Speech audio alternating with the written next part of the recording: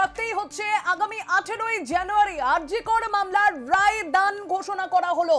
আরজিকর মামলার রায় দান ঘোষণা হওয়ার সম্ভাবনা আজকের ছিল দিনভর, আর সেই সম্ভাবনা থেকেই এবার জানানো হলো যে আরজিকর মামলার রায় দান হবে আগামী 18ই জানুয়ারি। আরজিকর কাণ্ডের পর থেকে আমরা দেখেছি যে এক সপ্তাহের মধ্যে সঞ্জয় রায়কে রাজ্য পুলিশ গ্রেফতার করেছিল এবং রাজ্য পুলিশের কাঁধে তদন্ত ভার থাকাকালীন অবস্থাতে রাজ্য পুলিশ সঞ্জয় রায়কে গ্রেফতার করে। তারপরে এই গোটা তদন্ত প্রক্রিয়া চলে যায় সিবিআই এর কাঁধে। সেই সময় থেকে এখনো পর্যন্ত টানা 3-4 মাস অতিক্রান্ত হয়ে গিয়েছে।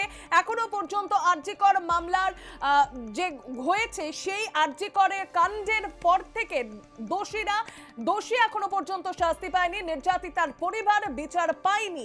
সিবিআই এর তরফ থেকে ইতিমধ্যেই শেষ জানানো হয়েছে যে সঞ্জয় রায় একমাত্র দোষী এই আরজিকর কাণ্ডে।